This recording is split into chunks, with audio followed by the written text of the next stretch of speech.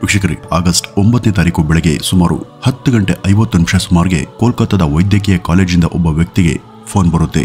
ಆ ಫೋನ್ ಮಾಡದಂತ ವ್ಯಕ್ತಿ, ನೀವು ಲೇಡಿ ಡಾಕ್ಟರ್ ತಂದೆನಂತ ಕೇಳ್ತಾರೆ. ಆಗ ಇವರು ಹೌದು ಅಂತ ಹೇಳಿದಾಗ, ನೀವು ಆದಷ್ಟು ಬೇಗ ಮೆಡಿಕಲ್ ಕಾಲೇಜಿಗೆ ಬನ್ನಿ, ನಿಮ್ಮ ಮಗಳು ಸೀರಿಯಸ್ ಆಗಿದ್ದಾಳೆ ಅಂತ ಹೇಳಿ ಫೋನನ್ನ ಕಟ್ ಮಾಡಿದ್ರು. ಇದನ್ನ ತಂದೆಗೆ ನಂಬೋದಿಕ್ಕೆ ಸಾಧ್ಯ ಆಗ್ಲಿಲ್ಲ. ರಾತ್ರಿ ತಾನೇ ಫೋನ್ನಲ್ಲಿ ಮಾತನಾಡಿದ್ವಿ, ಚೆನ್ನಾಗೇನೆ ಇದ್ಲು, ಈಗ ಒಂದೇ ಸಲಕ್ಕೆ ಅದ್ ಹೇಗೆ ಆರೋಗ್ಯ ಹದಗೆಡುತ್ತೆ ಅಂತ ಆತಂಕ ಕಾಡಿತ್ತು. ವಾಪಸ್ ಹಲವು ಸಲ ಕಾಲ್ ಮಾಡಿದ್ರೆ ಆ ವ್ಯಕ್ತಿ ಫೋನನ್ನ ರಿಸೀವ್ ಮಾಡಲಿಲ್ಲ. ಅವರು ಮತ್ತೆ ಪ್ರಯತ್ನ ಪಟ್ಟಾಗ ಕೊನೆಗೆ ಕಾಲ್ ರಿಸೀವ್ ಮಾಡದಂತ ಆ ವ್ಯಕ್ತಿ ನಿಮ್ಮ ಮಗಳು ಇನ್ನಿಲ್ಲ ಅಂತ ಹೇಳಿದ್ದ. ನಂತರ ಅಪ್ಪ ಅಮ್ಮ ಇಬ್ರು ಕೂಡ ಅಳ್ತಾ ವೈದ್ಯಕೀಯ ಕಾಲೇಜಿಗೆ ತಲುಪುವ ಮೊದಲೇ ಈ ಸುದ್ದಿ ಲಕ್ಷಾಂತರ ಜನಕ್ಕೆ ತಲುಪಿತ್ತು. ನರ್ಸ್ಗಳು, ವೈದ್ಯರು, ಸಾಮಾನ್ಯ ಜನರು, ನಾಯಕರು ಹೀಗೆ ಸಾವಿರಾರು ಜನ ಬೀದಿಗೆ ಇಳಿದು ಈ ಒಂದು ಘಟನೆಯ ಸಿಬಿಐ ತನಿಖೆಗೆ ಒತ್ತಾಯಿಸಿದ್ರು. ನಂತರ ಈ ಒಂದು ಸುದ್ದಿ ಫೋನ್ಗಳ ಮೂಲಕ ಹೆಚ್ಚಿನ ಸಂಖ್ಯೆಯ ಜನರನ್ನ ತಲುಪುತ್ತೆ.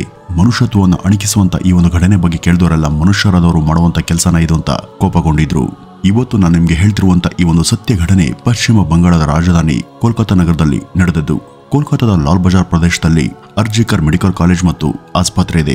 ಮೊನ್ನೆ ಆಗಸ್ಟ್ 8ನೇ ತಾರೀಕಿನ ರಾತ್ರಿ ಸುಮಾರು 11 ಗಂಟೆಗೆ ಒಬ್ಬ ಲೇಡಿ ಡಾಕ್ಟರ್ಗೆ ಅವ್ರ ಮನೆಯಿಂದ ಒಂದು ಫೋನ್ ಬರುತ್ತೆ.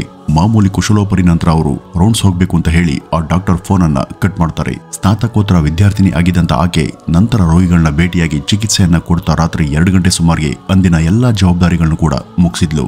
ನಂತರ ಇಬ್ರು ಜೂನಿಯರ್ ಜೊತೆಗೆ ಕುಳಿತು ಊಟವನ್ನ ಮಾಡಿದ್ರು. ಊಟ ಆದ ನಂತರ ನಾನು ಸ್ವಲ್ಪ ರೆಸ್ಟ್ ತೆಗೆದುಕೊಳ್ತೀನಿ ಅಂತ ಹೇಳಿ ಬಿಲ್ಡಿಂಗ್ ನ 4ನೇ ಮಹಡಿಯಲ್ಲಿದ್ದಂತ ಸೆಮಿನಾರ್ ಹಾಲ್ಗೆ ಹೋಗಿದ್ರು. ಆದ್ರೆ ಬೆಳಗಿನ ಜಾವ ಆ ಲೇಡಿ ಡಾಕ್ಟರ್ ಅನ್ನ ನೋಡಿದವರು ನಿಜಕ್ಕೂ ದಂಗಾಗಿದ್ರು. ಆ ಮಹಿಳಾ ವೈದ್ಯ ದೇಹ ಅರೆನಗ್ನಾಗಿತ್ತು. ತಲೆಯಿಂದ ಪಾದದವರೆಗೂ ಗಾಯವೇ ಆಗಿರದಂತ ಭಾಗವೇ ಇರಲಿಲ್ಲ. ಇಡೀ ದೇಹದ ತುಂಬ ಅಲ್ಲಲ್ಲಿ ಹಲ್ಲಿನಿಂದ ಕಚ್ಚಲಾಗಿತ್ತು. ಕಣ್ಣು, ಬಾಯಿ ಮತ್ತು ಖಾಸಗಿ ಅಂಗದಿಂದ ರಕ್ತ ಬರ್ತಿತ್ತು. ಕುತ್ತಿಗೆ ಮೂಳೆ ಮುರಿದಿತ್ತು. ಈ ಒಂದು ವಿಷಯವನ್ನ ಕುಟುಂಬಕ್ಕೆ ತಿಳಿಸಲಾಯಿತು. ಮೊದಲು ನಿಮ್ಮ ಮಗಳು ಅನಾರೋಗ್ಯದಿಂದ ಬಳಲ್ತಿದ್ದಾರೆ ಅಂತ ಹೇಳಿ ನಂತರ ಅವರು ಸತ್ತಿದ್ದಾರೆ ಅಂತ ತಿಳಿಸಲಾಯಿತು.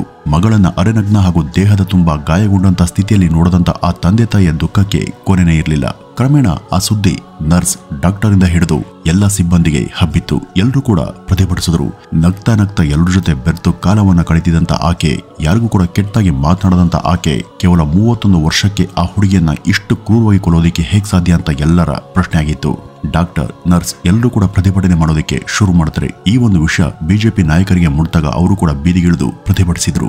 ಈ ಒಂದು ಪ್ರಕರಣವನ್ನ ಮುಚ್ಚಾಕೋದಕ್ಕೆ ಎಲ್ಲಾ ಪ್ರಯತ್ನಗಳು ಕೂಡ ನಡೆದವು. ಪೊಲೀಸರು ಸರಿಯಾಗಿ ಕಾರ್ಯವನ್ನು ನಿರ್ವಹಿಸುತ್ತಿಲ್ಲ, ಆದ್ರಿಂದ ಈ ಒಂದು ಪ್ರಕರಣವನ್ನ ಸಿಬಿಐ ತನಿಖೆಗೆ ಕೊಡಿ ಅಂತ ಎಲ್ಲರ ಬೇಡಿಕೆಯಾಗಿತ್ತು. ಪೊಲೀಸರು ಮೃತದೇಹವನ್ನ ಮರಣೋತ್ತರ ಪರೀಕ್ಷೆಗೆ ಕಳುಹಿಸಿದ್ರು. ಅದರ ಒಂದು ವರದಿ ಸಾಮಾಜಿಕ ಮಾಧ್ಯಮಗಳ ಮೂಲಕ ಜನರಲ್ಲಿ ವೈರಲ್ ಆಯಿತು. ಅದನ್ನ ನೋಡದಂತ ಜನರು ಕೋಲ್ಕತ್ತಾದ ಬೀದಿಯಲ್ಲಿ ಪ್ರತಿಭಟಿಸಿದ್ರು. ಕೋಲ್ಕತ್ತಾದಿಂದ ಶುರುವಾಗಿ ಇಡೀ ರಾಜ್ಯದ ತುಂಬಾ ಈ ಒಂದು ಪ್ರಕರಣದ ಬಿಸಿ ಹರಡಿತ್ತು. ಕೊನೆಗೆ ಅಕ್ಕಪಕ್ಕದ ಬೇರೆ ರಾಜ್ಯಗಳಲ್ಲೂ ಕೂಡ ಈ ಲೇಡಿ ಡಾಕ್ಟರ್ ಹತ್ಯೆಯನ್ನ ಖಂಡಿಸಿ ರ್ಯಾಲಿ ಕೂಡ ನಡೆಯುತ್ತೆ.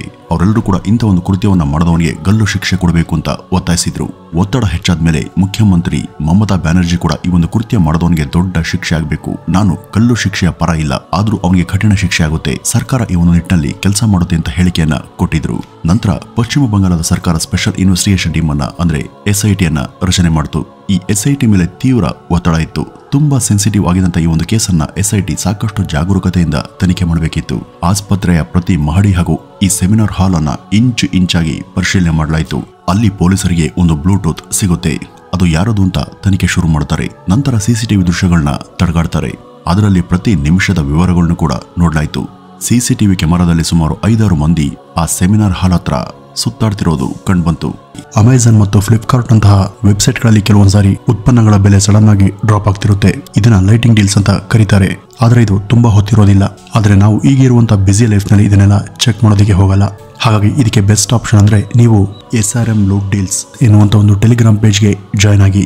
ಇದರಲ್ಲಿ ಅಮೆಜಾನ್, ಫ್ಲಿಪ್ಕಾರ್ಟ್, ಮಿಂತ್ರಾ, AJIO ಅಂತ ಟಾಪ್ ವೆಬ್ಸೈಟ್ಗಳಲ್ಲಿ ಯಾವಾಗ ಪ್ರೈಸ್ ಡ್ರಾಪ್ ಆಗುತ್ತೋ ಆಗ ಅವರು ಆ ಪ್ರಾಡಕ್ಟ್ ಲಿಂಕ್ ಅನ್ನ ಇಲ್ಲಿ ಪೋಸ್ಟ್ ಮಾಡ್ತಾ ಇರ್ತಾರೆ. ಅದಲ್ಲದೆ ಯಾವ ಬ್ಯಾಂಕ್ ಕ್ರೆಡಿಟ್ ಕಾರ್ಡ್ ಅನ್ನ ಯೂಸ್ ಮಾಡಿದ್ರೆ ನಿಮಗೆ ಕಡಿಮೆಗೆ ಸಿಗುತ್ತೆ, ಮತ್ತೆ ಯಾವ ಸೇಲ್ಸ್ಗಳು ಯಾವಾಗ ಶುರುವಾಗುತ್ತೆ ಅನ್ನೋದನ್ನು ಕೂಡ ಇವರು ಇಲ್ಲಿ ತಿಳಿಸ್ಕೊಡ್ತಾರೆ. ಹಾಗಾಗಿ ನೀವು ಈ ಡೀಲ್ಸ್ಗಳಲ್ಲಿ ತುಂಬಾ ಅಮೌಂಟ್ ಅನ್ನ ಸೇವ್ ಮಾಡಬಹುದು. ಇವೆಲ್ಲ ಲಿಮಿಟೆಡ್ ಟೈಮ್ ಡೀಲ್ಸ್ಗಳು. ಹಾಗಾಗಿ ನೀವು ನೋಟಿಫಿಕೇಶನ್ ಆನ್ ಮಾಡ್ಕೊಂಡಿರಬೇಕು. ಮತ್ತೆ ಆಗ್ತಾಡ ಡಿಸ್ಕ್ರಿಪ್ಷನ್ ಅಲ್ಲಿ ಕೊಟ್ಟಿರುವಂತ ಈ ಒಂದು ಲಿಂಕ್ ಅನ್ನ ಕ್ಲಿಕ್ ಮಾಡಿ SRM ಲೂಟ್ ಡೀಲ್ಸ್ ಅನ್ನುವಂತ ಒಂದು ಟೆಲಿಗ್ರಾಮ್ ಲಿಂಕ್ಗೆ ಜಾಯ್ನ್ ಆಗಿ, ಅಥವಾ ನೀವು ಟೆಲಿಗ್ರಾಮ್ ಅಲ್ಲೂ ಕೂಡ SRM ಲೂಟ್ ಡೀಲ್ಸ್ ಅಂತ ಸರ್ಚ್ ಮಾಡಿ ಜಾಯ್ನ್ ಆಗಬಹುದು. CCTV ಕ್ಯಾಮೆರಾಗಳ ವ್ಯಾಪ್ತಿಯಲ್ಲಿ ಕಂಡುಬರುವಂತ ಆ 5-6 ಜನರನ್ನ ಪೊಲೀಸ್ ಕರೆಸಿ ಅವರ ಮೊಬೈಲ್ನ ಬ್ಲೂಟೂತ್ ಅನ್ನ ಆನ್ ಮಾಡಿದ್ರು.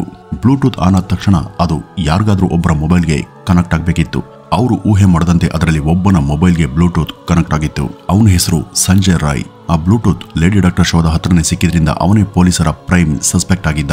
ಪೊಲೀಸರು ಅವನನ್ನು ಹಿಡಿದು ವಿಚಾರಣೆಗೆ ಒಳಪಡಿಸಿದಾಗ ಅವನು ಬಾಯ್ಬಿಟ್ಟಿದ್ದ. ವಾಸ್ತವದಲ್ಲಿ ಈ ಸಂಜಯ್ ರಾಯ್ ಎಂಬ ವ್ಯಕ್ತಿ ಪೊಲೀಸ್ ಕಲ್ಯಾಣ ಮಂಡಳಿಯಲ್ಲಿ ಸಹಾಯಕನಾಗಿ ಕೆಲಸ ಮಾಡ್ತಿರ್ತಾನೆ. ಅಂದ್ರೆ ಸಾಮಾನ್ಯ ನಾಗರಿಕನಾಗಿ ಇಟ್ಕೊಂಡೇ ಪೊಲೀಸರ ರೀತಿ ಕೆಲಸ ಮಾಡುವಂತ ಅಥವಾ ಪೊಲೀಸರಿಗೆ ಸಹಾಯ ಮಾಡುವುದೇ ಆತನ ಜವಾಬ್ದಾರಿಯಾಗಿತ್ತು. ಹೀಗಾಗಿ ಇವನು ಯಾವಾಗ ಬೇಕು ಆವಾಗ ಆ ಆಸ್ಪತ್ರೆಗೆ ಬರೋದು ಹೋಗೋದು ಮಾಡ್ತಿದ್ದ. ಕೋಲ್ಕತ್ತಾದ ಶಂಭುನಾಥ್ ಪಂಡಿತ್ ರಸ್ತೆ ನಿವಾಸಿಯಾಗಿದ್ದಂತ ಈತನ ಮನೆಗೆ ಮೀಡಿಯಾದವರು ಹೋಗಿ ಮನೆಯವರನ್ನ ಮಾತನಾಡಿಸಿದಾಗ ಅವನು ತನ್ನ ತಾಯಿಯೊಂದಿಗೆ ವಾಸ ಇದ್ದ, ಮತ್ತೆ ಸಹೋದರಿಯೊಂದಿಗೆ ಜಗಳಾಡಿದ್ದ ಎಂಬುದು ಗೊತ್ತಾಗುತ್ತೆ.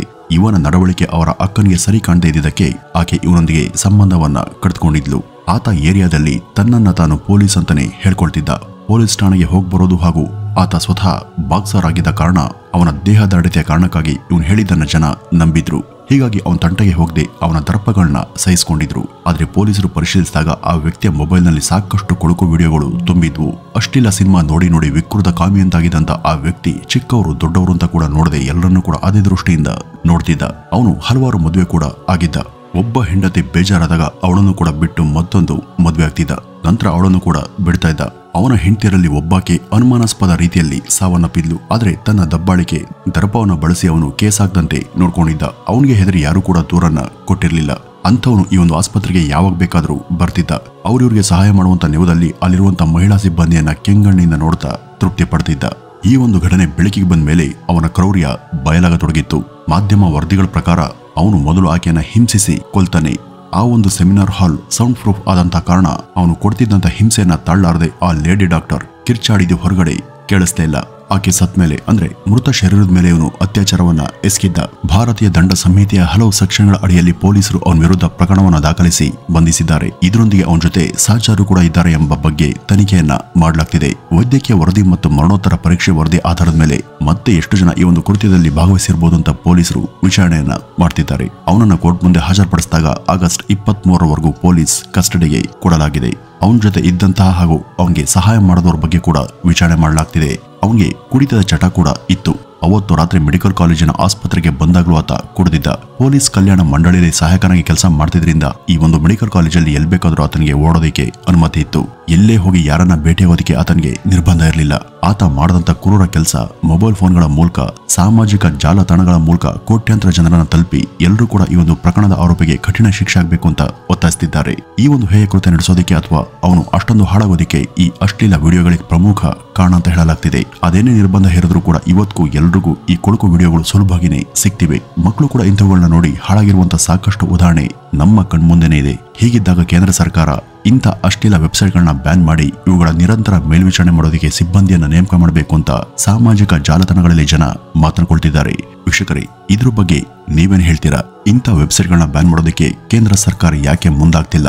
ಇದ್ರ ಬಗ್ಗೆ ನಿಮ್ಮ ಅಭಿಪ್ರಾಯವನ್ನ ಕಮೆಂಟ್ ಮೂಲಕ ತಿಳಿಸಿ ಅಂತ ಹೇಳ್ತಾ ಈ ಒಂದು ವಿಡಿಯೋವನ್ನ ಇಲ್ಲಿಗೆ ಮುಗಿಸೋಣ. ನಮಸ್ಕಾರ.